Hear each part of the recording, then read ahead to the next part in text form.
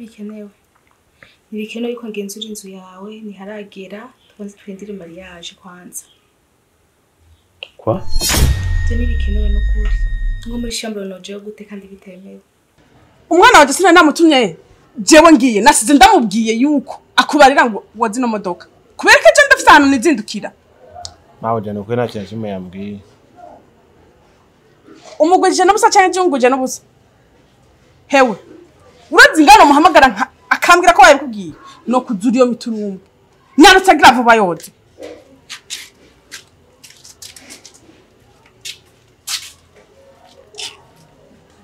Jingena kigenda kigimagiye.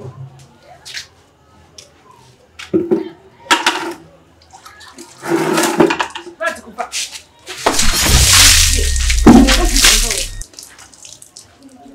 Ubu zurafinisha jawe baza kutungana je nawe.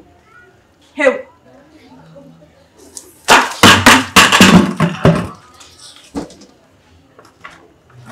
Suye gusiga mvuze ikintu ukarindira ko je ndagushika. Sibubonye. Urabona? Ndahirahira nze mbyuka mu gatondo. Sanga imodoka itoze neza. Zombona uwondiwe. Va mu maso.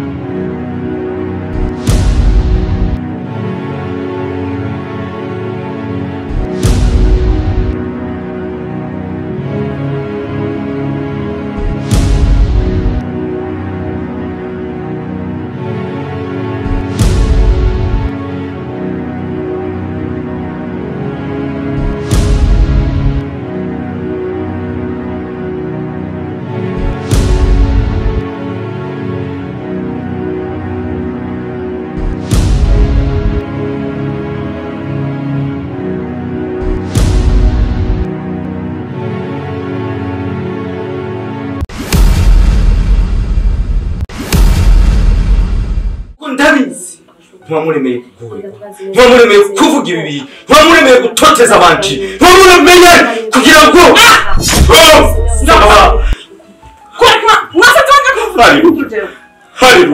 umva stero wa fake. Ureka kundenzugwa mu muntu wanje. Soka, urabona. Aho uriko urazira mu biti ngaho. Kuruga kanura amaso we nawe. Aho maje ko kinga. Maje kundenzugwa mu gusa jewe. Umva ndakwiyana n'uzi munsi ntukamenyere. Kwacha ibyo ariko kuravuga ngaho. Umva sinkeneye nakubwiye sinkeneye. Ubwo murofa mutamizanisha ngaha. We nawe ntacyo tuvuga ngaho rwanje. Haguruka mumva amaso. Ndavuze haguruka mumva amaso. Ibyo birofa byanyu ngaho ari mutyo ariko uravuga. Madam. Ntacyo ufite cyo kubwira sohoka. Navuze sohoka. Twaje hano. Navuze bakozi b'Imana. Kugira ngo tukubwire icyo Imana wewe. Wowe Imana. Sindi Imana. Ariko hari icyo Imana idutegeka nk'abana bayo. Ishango cy'Imana rivuga. Umva nakubwiye je sinkeneye. Heka no ukombe myaganye. Ije.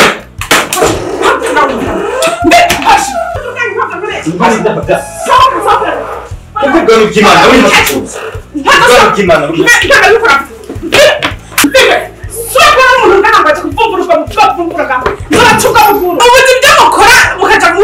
Mutsera mu mihera y'abantu ngo muriko muravuga ijambo ry'Imana murabona cyangwa muje kunyiba gusa murabaje ngo murandebe bira 10 mwantuzenye ntabyo murofu by'wanje kirazira murabona ntabwo cyangwa bagenda n'ubuguru bugaragara ngaho onyi ngo bari kwaje kuvuga ijambo ry'Imana murayibwira Imana ntibazahereze basi n'imodoka muze muboneho kuvuga ntabwo bavuga iki muntu yumva Guyo ngaho ni magogwa azoko mari magogwa rimwe gushika kwijana n'igihumbi cyongera gishike ntabatsigira hinduka muraba mwana ntuze nyuma mama bashora kumuhindura sha nta n'umusi wa rimwe azoguko nyene nabona magogwa ni manya n'umuhindura ngo muja guhindura abantu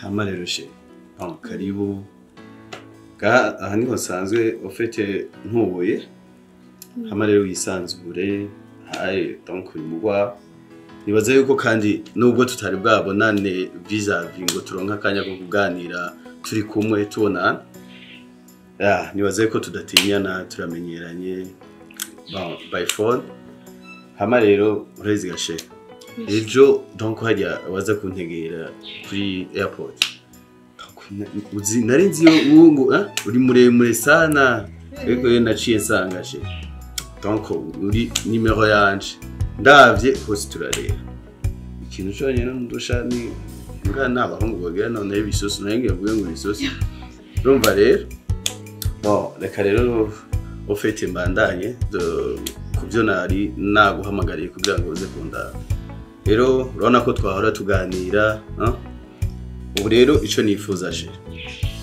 naje niteguye guca nira mariage donc urabona iyi nzu ni nayubaka ndi hariya nubwo ntashimye kubikubarira nagumye donc nari mfise sister ni kwawe nibindi uzobibonashe kumenga uri kuratanga nibindi uzobibona ofite mfise sister wanje niwe yaguma binkurikiranira hama rero nibaza yuko nko muri tuca tubitegura n'ingogana n'ingoga kubera ko n'umwanya urangora donc nguma naho bona ningaha nguma ndiko ndakora ariko nashatse ko nobiha umwanya donc ivyiwawe na jewe kugira ngo tubikure mu nzira tugire mariage comme ça twibanira karamatashe she bishe mengo siburi sinzi oya sheri biranunguye tu numva nyine kwa mu mitwayaze none kinga tumaye tuvuga ukuri sinabiziga nibaza yuko ibyo gutangaza kubera ko nibaza yuko urabibona naje ko atakindi kintu conza kwanza ngaha nanje biranyenzereje byategereza kuguhimbara rero urani ico nshaka ndafise sister wanje aba ngaho iyo baze ko twoca dufata umwanya tukazoraba tukakumuraba hama nkamubwira donc neguro ndimwo nawe nyene ntituraronka kanya kugira ngo tuganire arabizi ko ari byo binzanye mugabo sindamuha donc programme ngeni panze sindamuha programme ngeni panze turaheza tuzoce turaba tuje kumukura tuje kumusura hanyuma tuganire tubimubwiye kandi nawe ico no gusaba ife ko uco ugenda donc muri famille ukabamenyesha sibyo je ouais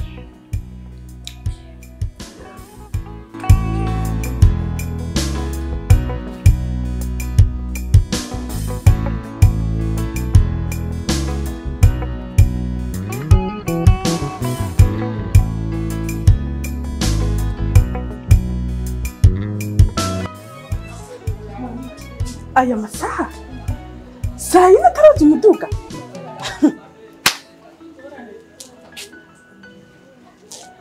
Magogwa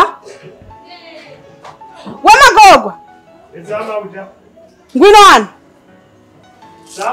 nyaruka hano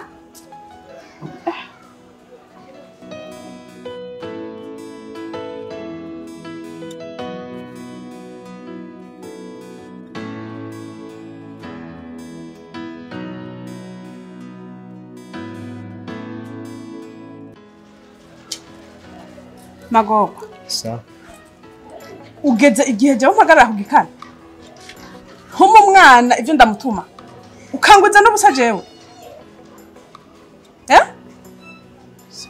sinawe aya masaha imodoka utarayoza urabona kuntwisa urabibona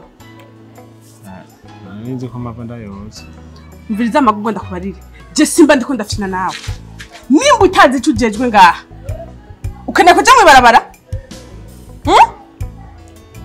ukene kuja mu barabara ubu nyene mpumure mbona wazanye amazi kubaza imodoka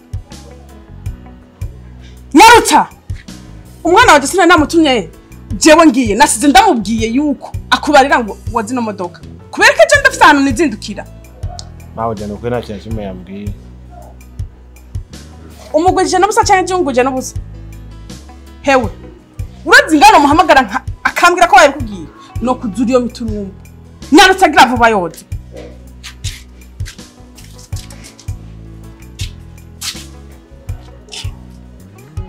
Ingena kigenda kigimagiye.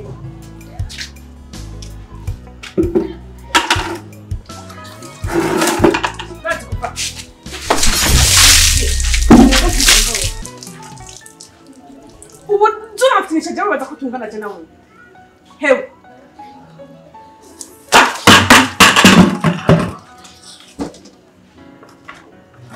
Suye gusiga mvuze ikintu ukarindira ko je ndagushika.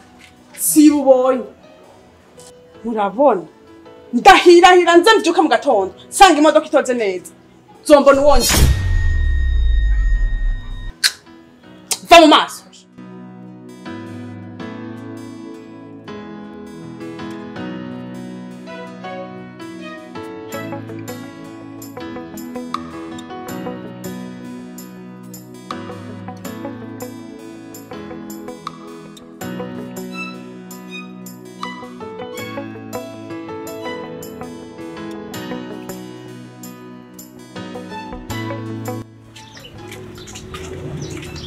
Ewe, dogo. Ni sawa. Mwanzo nabibariza gato.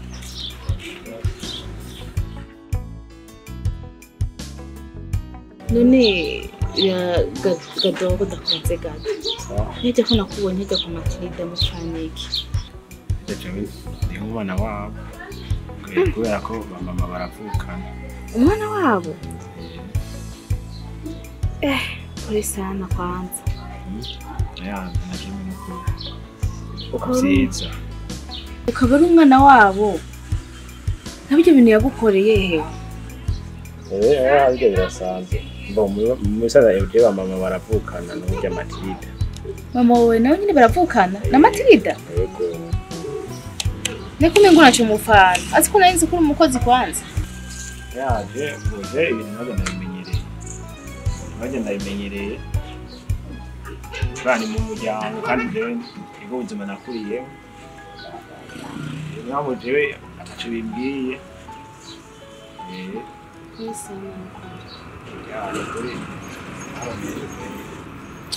Nje naringiye kuraba umuntu shari yahiye reka ndagucura bibasi uze kuraba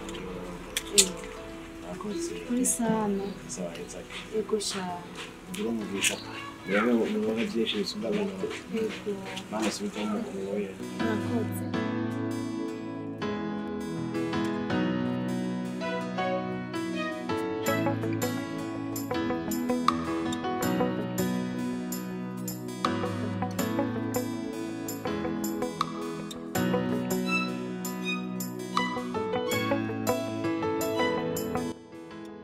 Bamati kashitse ingani nyene uganzo na satani inzu yawe n'umwana wawe mwese muganzo na satani ariko kukiye guhindura ukemera nyene ukaba umukiristo ukabatizwa ego nivyo baraheza ku muntu yabifise ariko kwiye kuba ku mutima wawe nawe ubona n'ubopfa wevuja hewe ko mbona n'umwana wawe wamaze kumuhira afise ngeso nk'izi wawe uwo vyarundi mwana wa kabiri uzogenda gute yari akazi k'amadayimoni ko kari ngaha gusa ndamuhinduke nipiko ko mutima wawe no kuri bati namukunda umwana wawe aho namukeneye ko kazoza keza mujana mu masengesho ico kintu kiratubabaza ico kidutondoje nawe waramaze gukura mugu umwana kikimundo naco kirere mu rusengero maze naco gire kazoza keza kugira ni yakora atoshingiye na Yesu Kristo maze nanashengera nahabane nawe myaka yose Of course. Matilda ushaka dusuzugura twebwe ukatugaya nkora ngo ega nta n'umuhanuzi wawe twe nari kintu kibe tutakondera ate kuba ku mutima wawe basi twe tureke mumva ivyo tukubwira ufumura ndende mukozi w'Imana mugagusengera asengere n'inzu yasengere n'uvyaro rwawe gutyo urokora ubuzima bwawe ntubaze ngo twe niko dushaka ko ari twe tugusengera gusa oya ijambo ry'Imana rirahari kandi wari wese arivuga nubwo wowe twamuka duhama twese wandage tuvuga ukuri kuko n'Imana yatwitoranije wenyine urakayitaba wewe ubu rero waje kucura umwana wanje uri kuncira imizuko z'umwana wanje nagenda kubwira yuko urukira mukaso ugatwara nyoko wewe wapfuye nyene na kare ni wowe ugeze ikibondo canje nagenda kubwire wakakecuru jewe simba nkene umuntu aza kumpora mu nguvu jewe sinyere umuntu ndongo kubwenge bwanje umva wowe ni wowe wamaze gukura wabaye agakecuru genda pfa wewe hama tuguhanga mwana wanje mbeho urabona aha rero ufise inzigo kubera ko utararonka n'ikoroka jewe mfise umwana nk'uko urambone n'umwana wanje kwera raba mwitwaze neza wabonye narivyaye kazokurya kakurye kandi mejo subire mvyara ubundi nawe ukimeze uko ariko buranje ndagenda kubwire rero nimba muba mufise inzara mwabwira nkabaha ivyo kurya amafaranga mushaka nayo nkabaha kuko amafaranga sikibaza wanje nobahereza ikintu cyose mbega ukeneye umbwire ndakigura ariko apana kuza uvuga ibintu bitagira umutwe n'amaguru nshitsi kwa kibiki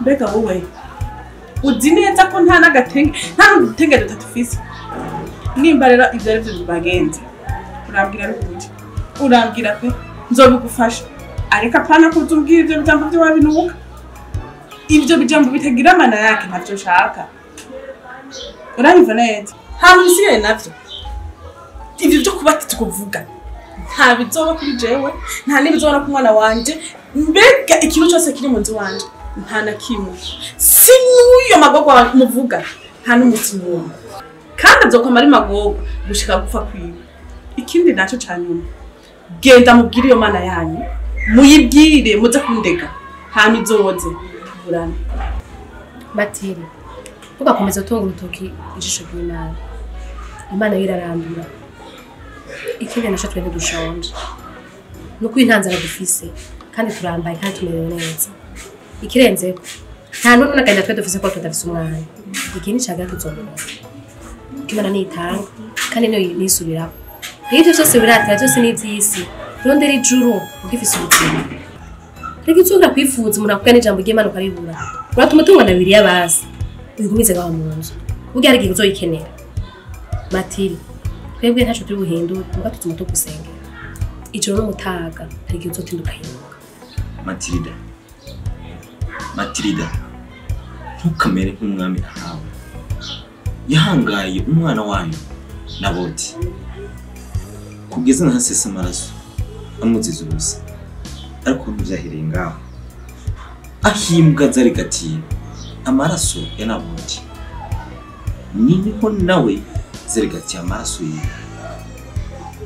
Matilda vyoba vyiza nta mugabo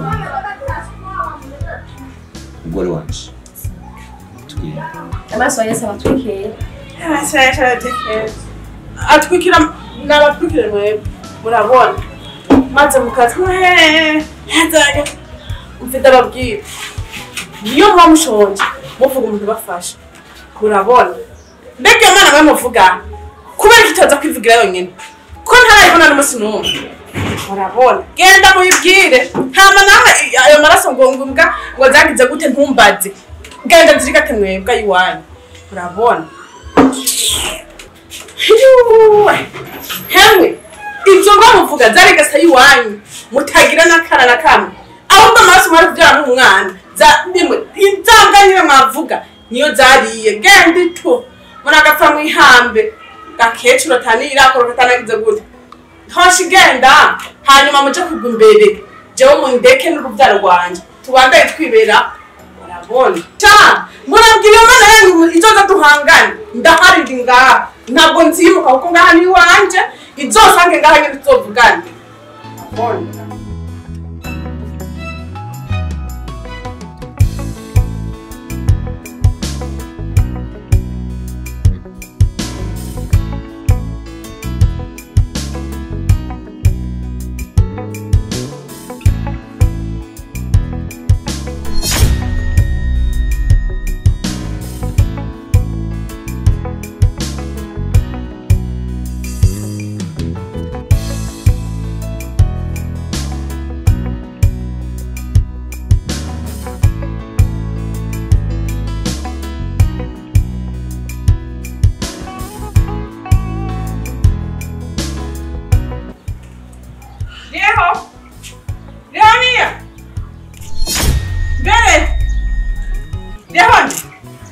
wagiye kunyegeza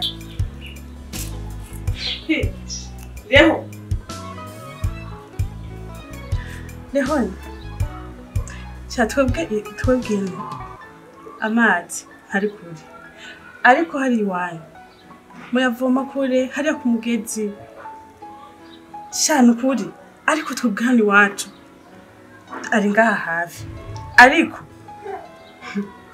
ukwezi guheze tuyariha muri regidezo burya ukwezi yatari kigeze batuzana fagitire tukariha hasi kwa bisesago bona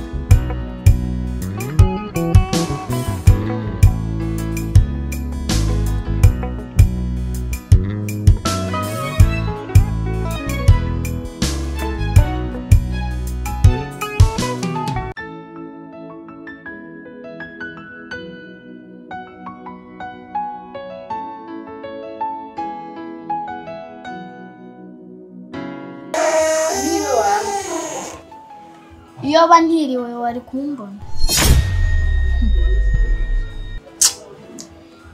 Okay, mama we ni hari. Mushakira iki muri nojoro.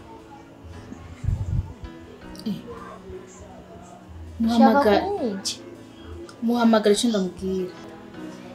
Nawe uhari mbere aranaryamye ndahinduye. Bamuhora n'indero kwera. Uru nakunda kuruta. Urazi ubwira wari we. Uranzi neza jewe. Ko bana biki gatandiro mugira. Wiraba ubwo burebure. Sha wowe unduta uburebure gusa. Ahubwo mu mutwe ndakuruta. Ubwenge bukuruta. Ariko ntibitangaje sha. Isase riva ku cyuma. Gusa nuwabandanya ukomeza. Ndabona ufise akazoza kabi. Jewe uriko urantunga urutoki. Umunsi umuzoze nzokuvuna ibyo bitoki turabe. Kuruntunga ugenda. Wari kuguma ngaha nkakwereka. Nibishatsi bidashokoje.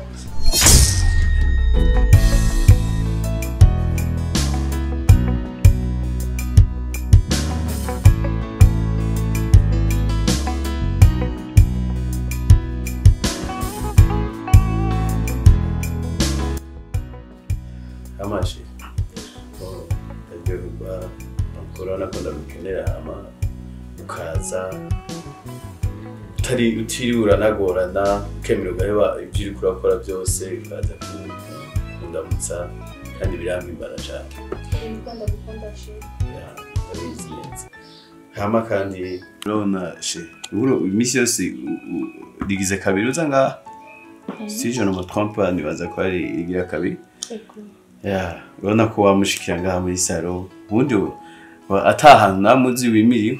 Donc rero nashaka uno musi kameme genzura inzu zunguruke. Urabe naho njyama nyene ushatse unahakikura ubavu kubera ko ntagwa hawe nyene nibaza katangorana.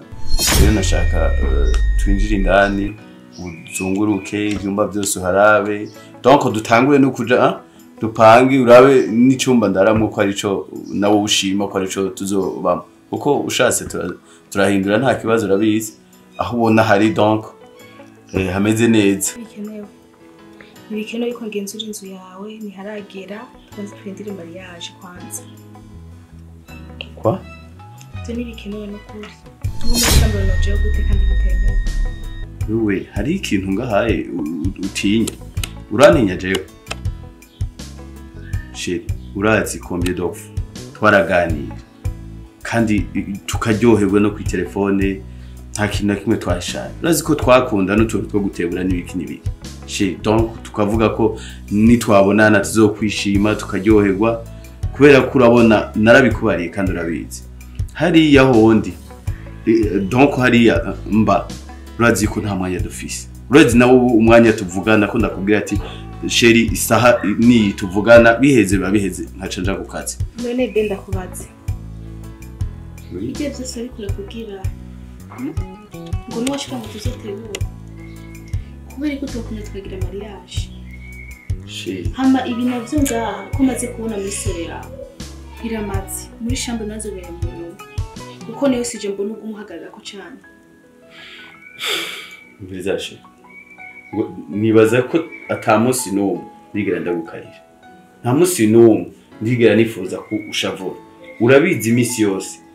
Sheri habaye iki nkeneye guhindura impuzu nkeneye guhindura iki.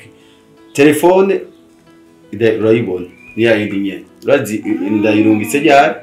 Rero Sheri je nanje kujya nitanga nawe utegereza kubinyereka.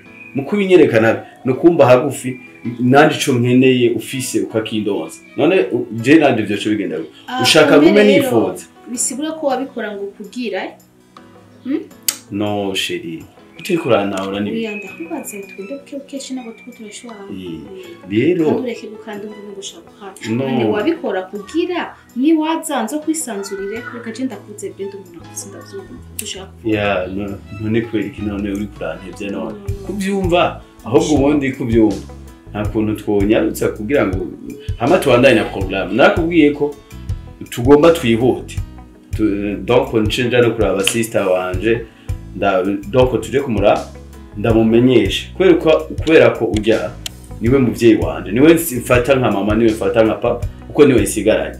Rero muri ico gihe uwe simbona vraiment kintu ivyo mariage ni vuba cyane naco bitwaye. Mariage ni umwanya muto kuri wewe. Ko ari umwanya muto kwe kutokwihangana. Barambwiye ko ufise amafaranga okegira ningoga basi tugire mariage hama wihangana. Mbizashe. Nakubari kujya takintu mburana. Kujya ndaguha ikintu buri kintu cyose ndakikuroza. Nawe nimba utari kurana aho utari kuranyuka. Sheri umubiri urawuzi. Urezi imyaka maze hariya. Nibihonda. Kwa? Ntabwo bidashoboka. Sheri uranyuba. Cyane kandi azurabizi. Urankunda. Ndagukunda. Nimba unyuba ukaba unkunda. Sheri ndakubwiye tugende mu cyumba. Uhabone. Bisigaye byose je nibaza kuza kubimbarira tuvuye. Naje nakubwiye ko bidakunda. Sheri ntunterisha. Ushima ko bidakunda.